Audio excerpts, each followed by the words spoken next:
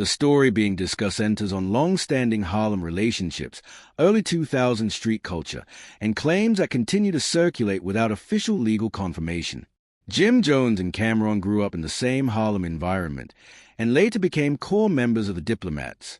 Their public image was always tied to authenticity, street credibility, and lived experience rather than fictional personas. Because of that, every claim involving real-world action, especially violence, draws intense scrutiny. The situation being discussed comes from street commentary and online clips, not from court documents or police records, which is important to keep in mind when breaking it down. Cameron's connection to Harlem street history deepened when he portrayed Alpo Martinez in Paid in Full, a film loosely inspired by real figures from that era, including Rich Porter. The movie became culturally significant because it blurred the line between entertainment and lived history. Jewelry shown in the film carried symbolic weight, as many pieces reflected the real style and status of Harlem crews during the 1980s. Over the years, stories have circulated that some of the jewelry worn in the film was borrowed from people connected to Rich Porter's circle. While the movie itself never claimed that directly, the belief persists in street conversations and online commentary. The claim at the center of this discussion alleges an altercation involving that jewelry occurred years later, and that Jim Jones responded in support of Cameron. According to the version told by commentators, Cameron allegedly had a confrontation with individuals connected to Rich Porter's former crew over jewelry associated with the Paid in Full era. The story continues by saying Jim Jones became aware of the situation and allegedly traveled uptown in Harlem in response. The allegation includes claims of Jim Jones jumping out of a vehicle in broad daylight on what was described as a wrong block, with gunfire exchanged. These claims are repeated in street interviews and social media videos, but have not been supported by public arrest records or court cases tied to Jim Jones. Another key part of the narrative involves the idea that someone else took responsibility for the incident. According to the claim, an individual referred to as Bum allegedly went to jail in connection with the shooting, while Jim Jones did not face charges. The explanation given by those telling the story is that the statute of limitations has passed, which is why they feel comfortable speaking on it now. However, no publicly available legal documents confirm this specific version of events, and there is no official record showing Jim Jones being charged or tried for such an incident in Manhattan. The reason this story continues to resurface is because of ongoing debates about Jim Jones' character and street credibility. In recent years, his name has come up in discussions involving public disputes, including his long-running tension with Dame Dash. When footage or stories surface questioning whether Jim Jones lives up to the image he projects, supporters and critics alike revisit older street narratives. Those defending him argue that avoiding certain conflicts does not erase past actions, especially when personal history and loyalty are involved. Others believe the stories are exaggerated and amplified by internet culture. The narrative also highlights the complexity of Harlem politics during that era. Blocks mattered, relationships mattered, and misunderstandings could escalate quickly. People telling the story emphasize that the alleged incident happened over 20 years ago, during a period when Harlem was still dealing with intense street activity. They frame Jim Jones' alleged actions as loyalty to Cameron rather than reckless behavior. At the same time, without confirmed legal records, these remain second-hand accounts rooted in oral history rather than documented fact. What is verifiable is that Jim Jones is often referenced as past in interviews, speaking generally about surviving street life without detailing specific incidents. He has acknowledged growing up around violence and making choices that could have led to prison or death, but he has not publicly confirmed this specific story. Cameron, likewise, has never publicly detailed a jewelry dispute tied to Rich Porter's crew. The absence of direct confirmation from either party keeps the story in the realm of allegation rather than established history. This situation illustrates how hip-hop history often blends documented facts with street lore. Paid in Full itself contributed to that blur by dramatizing real lives without claiming full accuracy. When later generations revisit these stories, they often treat them as factual records instead of cultural retellings.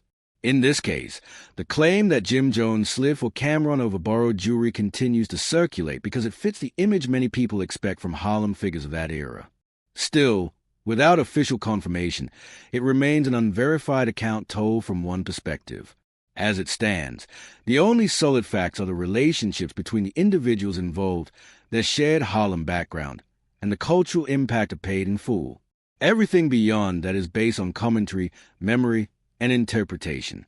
The discussion says more about how street reputation is judged in hip-hop culture than it does about provable criminal history. That distinction is crucial when separating what is known from what is claimed. As the conversation continues, the focus shifts from the alleged incident itself to why this story still matters decades later. Jim Jones has spent years building a public image that mixes music, business, and street credibility. In hip-hop culture, especially for artists who came up in Harlem during the 1990s, reputation is not just about lyrics, but about whether people believe those lyrics are rooted in real experience. Because of that, stories like this one are often used by both supporters and critics to either validate or question an artist's authenticity.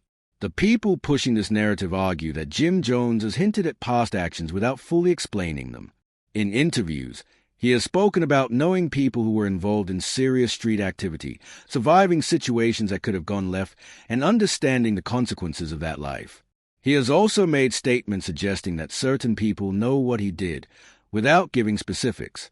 For some listeners, that vagueness fuels stories like this one, because it leaves room for interpretation and assumption rather than clear confirmation or denial.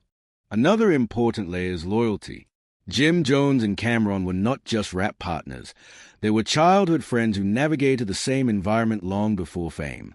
Within that context, the idea that Jim Jones would react strongly if Cameron was disrespected fits the logic of street loyalty that many people from that era understand. That does not make the allegation true, but it explains why the story resonates with audiences familiar with Harlem culture and the rules that governed it at the time. The jewelry aspect of the claim is also central because of what jewelry represented. In Harlem street culture, jewelry was more than decoration. It symbolized status, success, and respect. The belief that jewelry associated with Rich Porter was worn and paid in full and later became a point of contention adds emotional weight to the story. Rich Porter's name still carries significance in Harlem history, and any perceived disrespect connected to his circle is treated seriously in street narratives, even years after his death. The claim that someone else took the case, while Jim Jones avoided legal consequences, is another reason the story continues to circulate. In street storytelling, situations where one person takes a fall for another are often cited as proof of hierarchy, influence, or protection. However, without publicly available record confirming this, it remains an assertion rather than an established fact. The repeated mention of the statute of limitations is used by commentators as justification for speaking openly now, but it does not replace documented evidence. This discussion also reflects how the internet has changed the way old stories resurface. In the early 2000s, incidents like the one being described would have stayed within neighborhoods or personal circles. Today, clips, interviews, and commentary are shared instantly, often stripped of context. As a result, narratives that were once rumor or street talk can take on a life of their own, especially when they involve well-known figures like Jim Jones and Cameron. At the same time, it is important to recognize that silence does not equal confirmation. Neither Jim Jones nor Cameron has publicly detailed this alleged event in a clear, factual way.